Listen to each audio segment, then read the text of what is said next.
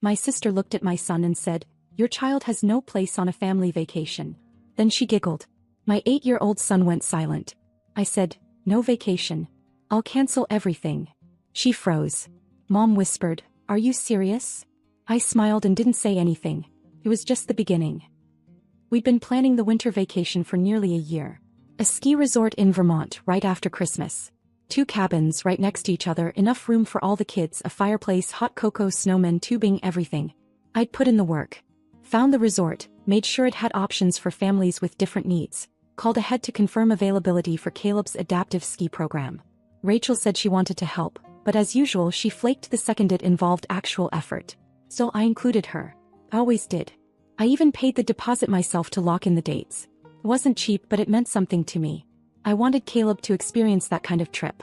I wanted him to be part of it, not just dragged along behind everyone else like he didn't belong. Then Rachel opened her mouth and blew it all up over dinner. It was a typical Sunday at my parents' house. My mom made baked ziti, the house smelled like garlic bread and oversprayed perfume, and my dad had the game turned up too loud in the other room.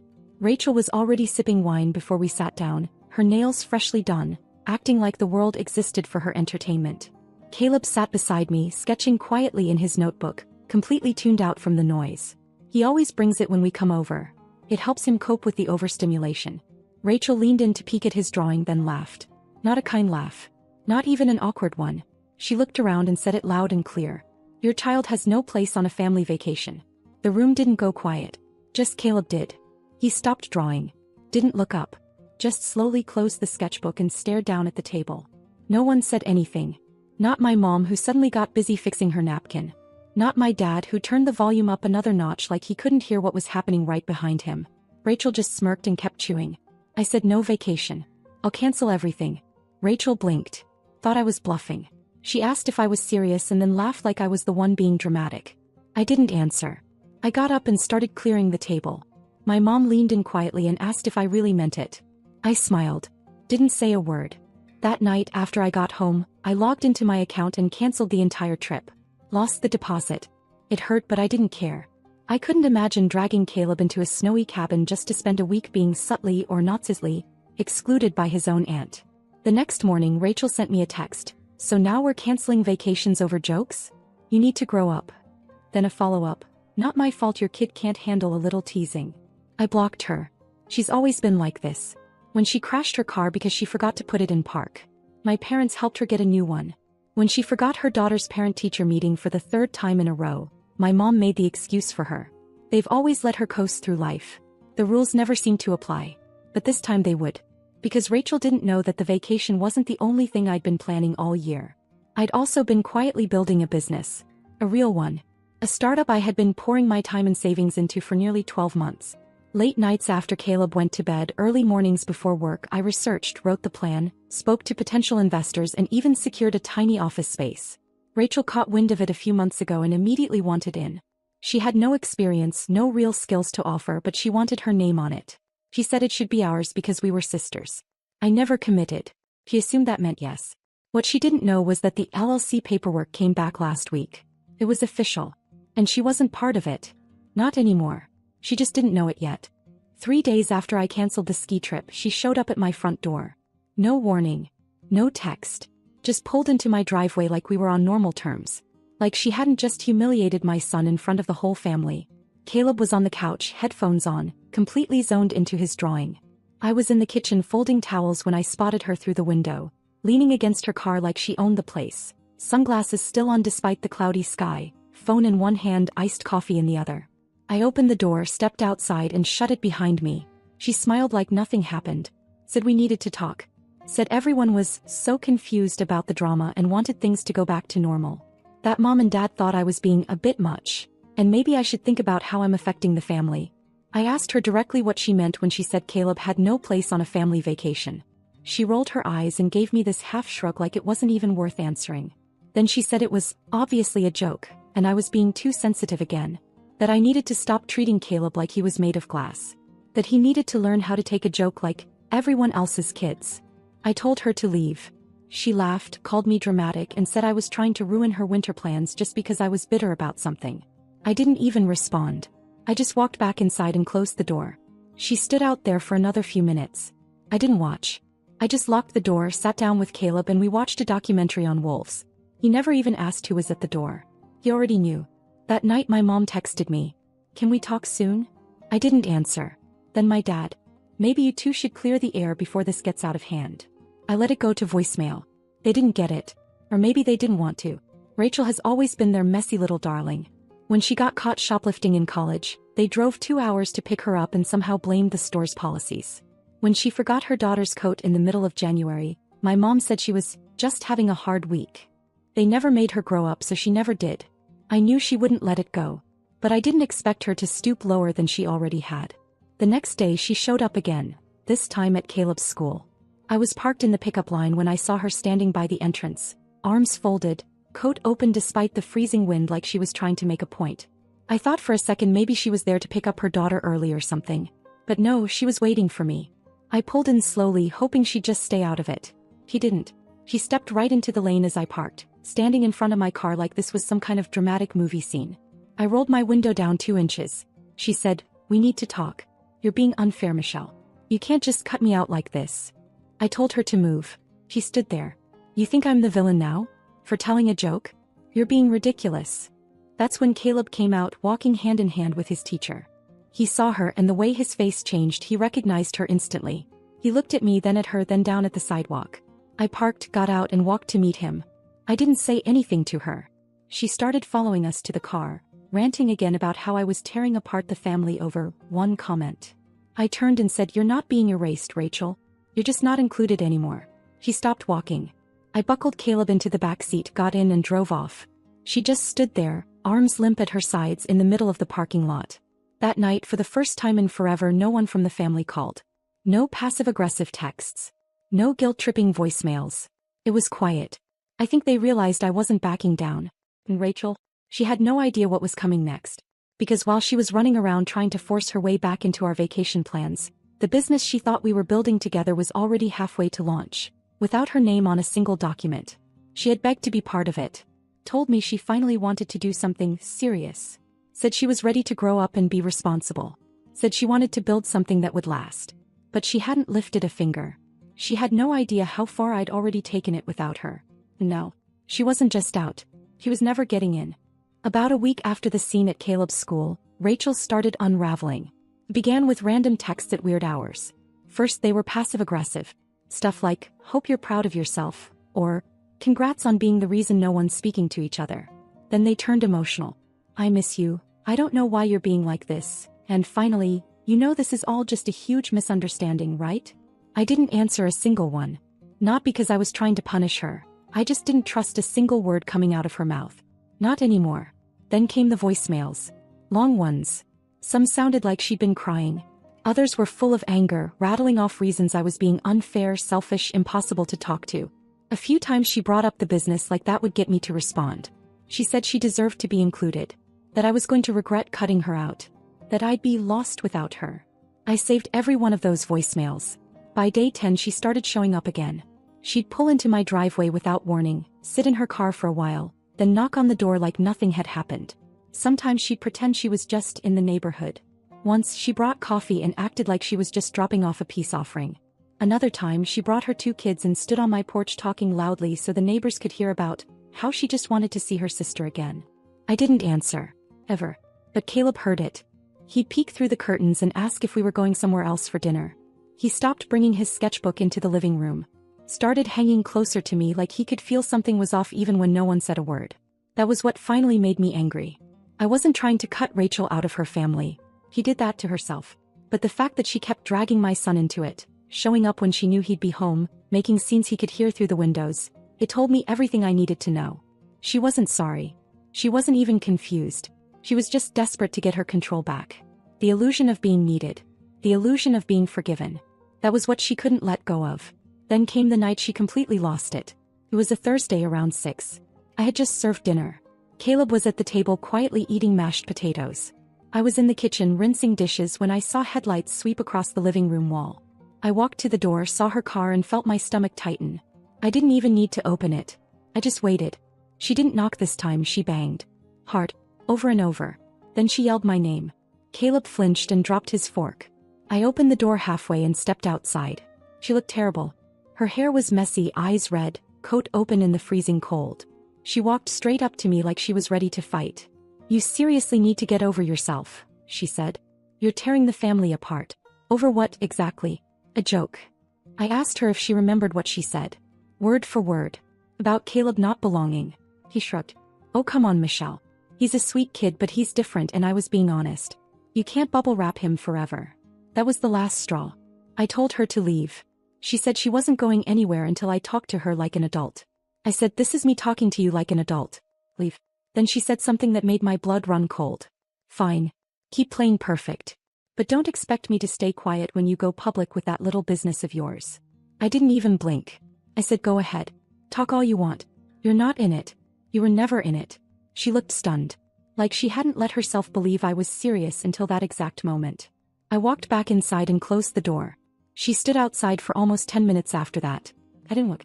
I sat at the table with Caleb, helped him finish his dinner, and then we watched a nature documentary until bedtime. That night I called my parents. For the first time since everything started. My mom answered quiet. My dad was on speaker. I told them what happened. Told them Rachel came to the house again, screamed in front of Caleb, threatened me. I didn't raise my voice. I didn't ask them to do anything. I just laid it out. And for the first time in my life they didn't defend her. They were quiet. Really quiet. Then my dad said something I never expected to hear from him. "This has gone too far." Then my mom said, "We'll talk to her." Not she didn't mean it. Not she's going through a lot. Just that. It was the first crack in the wall that had always protected Rachel. She wasn't used to people turning around and walking away. But that was exactly what was starting to happen. And she knew it. I didn't actually believe my parents when they said they'd talk to her. They had said that before. Over the years, over different incidents, different messes Rachel left behind. Every time it ended the same way. She cried. They softened. Nothing changed. So when my mom called and asked me to come over alone for dinner, I assumed it would be another round of careful neutrality. I almost didn't go. But something in her voice felt off. Not defensive. Not rushed. Just tired. When I got there, the house felt strange. No TV noise. No background chatter. My dad was already sitting at the table, hands folded, staring at nothing. Dinner was on the stove, untouched. My mom sat down across from me and said, "We went to see her." I waited. "She blew up," my dad said. Immediately. They told me everything. How Rachel started yelling before they even sat down.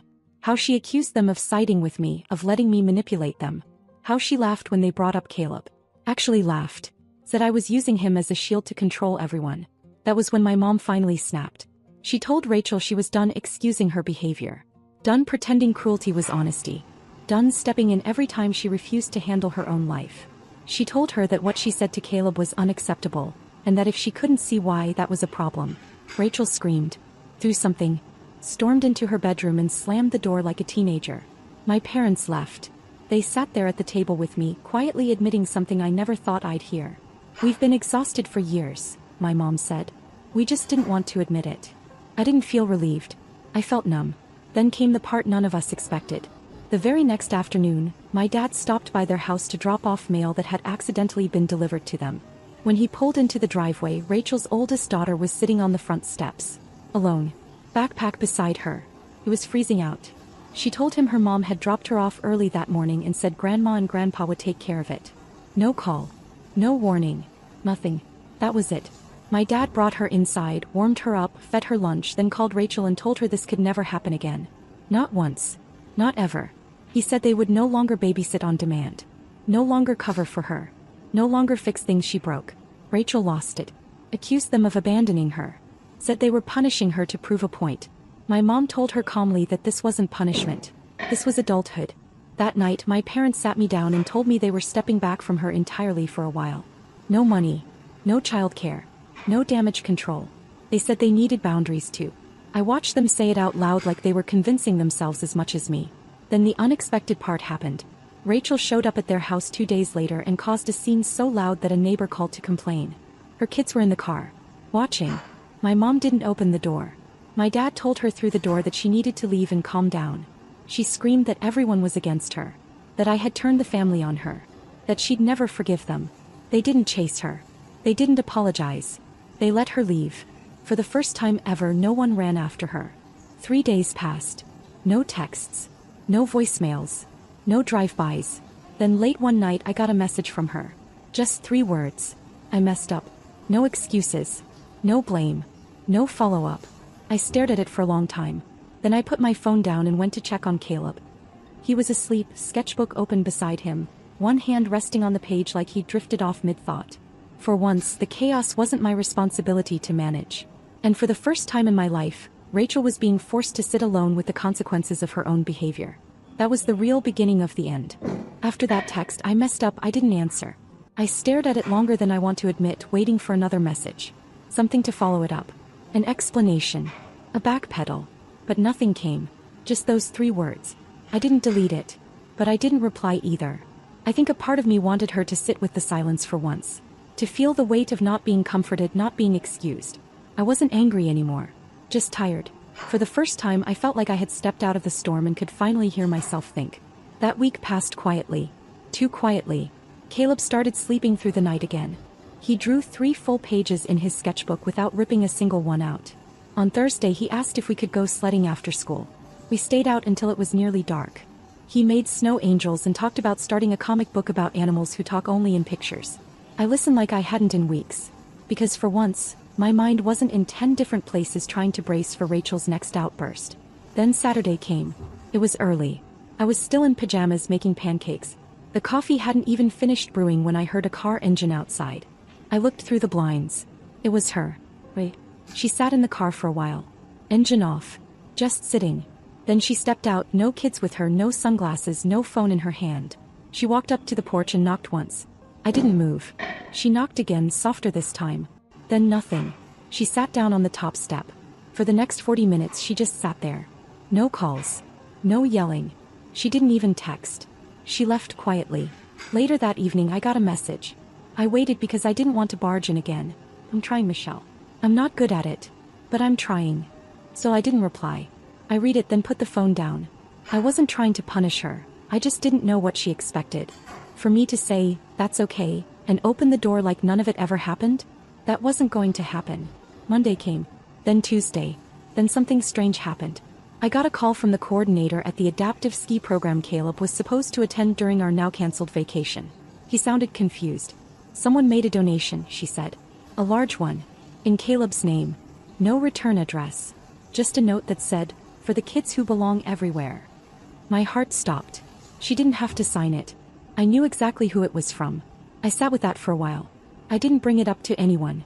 Not even my parents. I didn't tell Caleb because even though the gesture was kind, it wasn't something I wanted him to carry. Redemption isn't something you deliver in a neatly wrapped act. Something you live out quietly over time. Then Wednesday came. She knocked again. This time I opened the door. Rachel stood there holding something small in her hands. A brand new sketchbook. Caleb's name written on the cover in neat, careful lettering. No decorations. No dramatics. Just his name. She didn't try to come in. She said she bought it for him. That she knew it didn't fix anything. That she wasn't asking to be forgiven today, or maybe ever. She said she didn't come to get back into my life.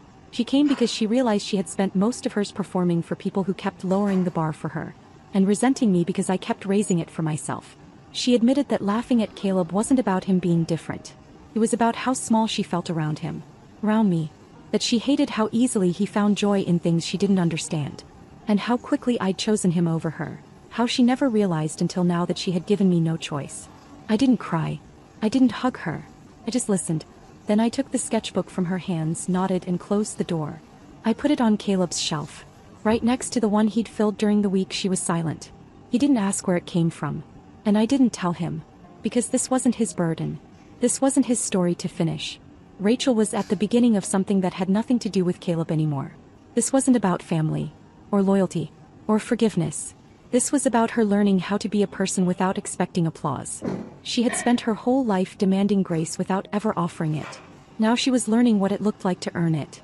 Weeks passed. No more texts. No more surprise visits. No more scenes on the porch. It was strange how fast everything quieted down. After months of chaos, silence started to feel like something I had to get used to again. And I did. Slowly. Quietly. Caleb did too. The night terrors stopped. He started drawing more animals. Lately it's been wolves in space helmets. His new favorite thing is saying he's the space zookeeper of the galaxy. Rachel stayed gone. Then one Sunday out of nowhere my mom invited us over for dinner. I said yes. Not for Rachel. For Caleb. I knew he missed my parents even if he didn't say it. They had pulled back from Rachel, but they'd stayed distant with me too, like they weren't sure how to fix the years they spent pretending nothing was ever really her fault. We showed up late. I wanted to be sure she wasn't going to be there. She wasn't. Dinner was quiet, simple, peaceful. My mom didn't ask any hard questions. My dad helped Caleb build a paper airplane out of a napkin. For the first time in a long time, it felt like a family again. After we ate, while Caleb was playing in the living room, my mom asked if we could talk privately. We went out onto the porch. She told me Rachel had been different lately. Not dramatically, but different. She'd stopped showing up without warning. She'd started arranging actual childcare instead of just dropping her kids off without asking. She got a part-time job, first one she'd kept for more than a month in years. And most surprising of all, she stopped talking about me entirely. No blame. No drama. Just silence. Then my dad stepped outside and joined us. He said, "We didn't want to admit how much she wore everyone down. We kept saying she was overwhelmed, but the truth is, we were too." He looked at me and said, "We should have stood up for you years ago." I didn't know what to say to that. I didn't need an apology, not really. Just hearing them admit it was enough. Then my mom said something that really stuck with me. She was selfish with us too, Michelle. You weren't the only one. We just didn't know how to make her stop without making everything worse. She paused. But then you did. You made it stop. And maybe that's why she's finally changing. I didn't respond. I didn't want to believe that yet. Change isn't proven in apologies. It's proven in what you do when no one's clapping for you anymore. And Rachel had always lived for applause. But I also knew something had shifted. The next weekend she sent me a photo. Just a sketchbook. Her daughter had drawn a picture of a fox with a backpack, labeled Caleb's friend. That was it. No caption. No request to meet up. No hidden message. Just a quiet gesture. One I could choose to accept. Or not. I showed it to Caleb. He smiled and said, "She's getting better at drawing." That's all he said. Then he went back to his comic. I didn't text Rachel back. Not because I was angry. Because I didn't need to anymore. She was finally learning how to be in our lives without forcing herself to the center of it. Me. I was finally free to live mine without dragging her behind me.